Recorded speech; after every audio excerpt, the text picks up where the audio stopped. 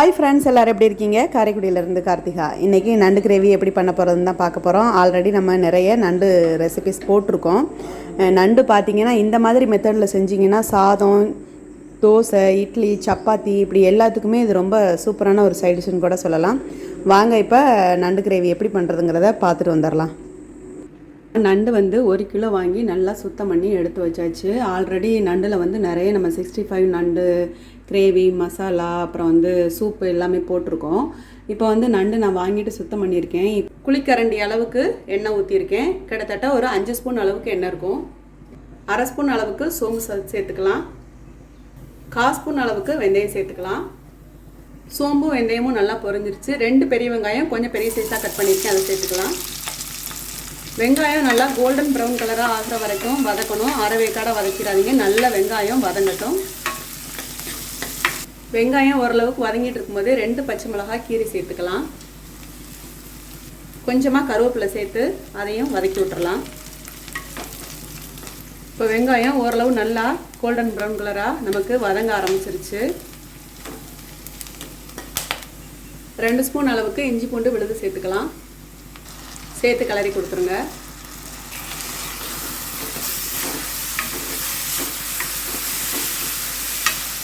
அந்த பச்சை வாசம் நமக்கு போகணும். இப்போது 2 தக்காளி நல்ல பழமாக சின்ன சைஸாக கட் பண்ணியிருக்கேன், அதையும் சேர்த்துக்கலாம். நல்ல பழமாக போட்டிங்கன்னா நல்லாயிருக்கும். தக்காளி ஓரளவு நல்லா உடஞ்சி வேகட்டும். இப்போது தக்காளி வதங்கிறதுக்காக நான் கொஞ்சமாக உப்பு சேர்த்து வதக்கி விட்றேன்.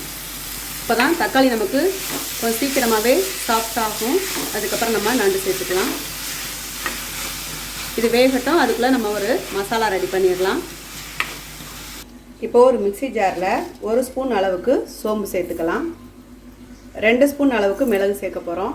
மிளகு, சீரகம், சோம்பு சேர்த்து அரைக்கும் போது பார்த்திங்கன்னா நண்டு மசாலா ரொம்பவே சூப்பராக இருக்கும். இப்போது 1 ஸ்பூன் அளவுக்கு ஜீரகம் நான் சேர்த்துருக்கேன்.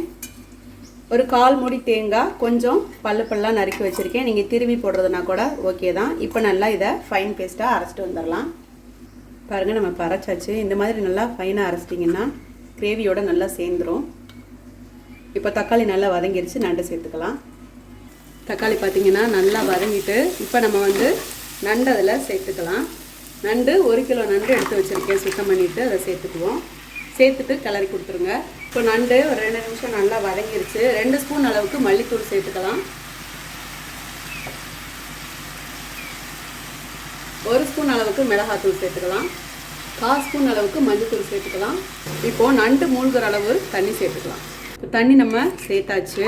அப்படியே கிளறி கொடுத்துட்டு ஒரு 10 நிமிஷம் அப்படியே வேகட்டும். உப்பு கொஞ்சம் நம்ம சேர்த்துக்கலாம். ஆல்ரெடி நம்ம தக்காளி வதங்குறதுக்காக 1 ஸ்பூன் சேர்த்துருந்தோம்.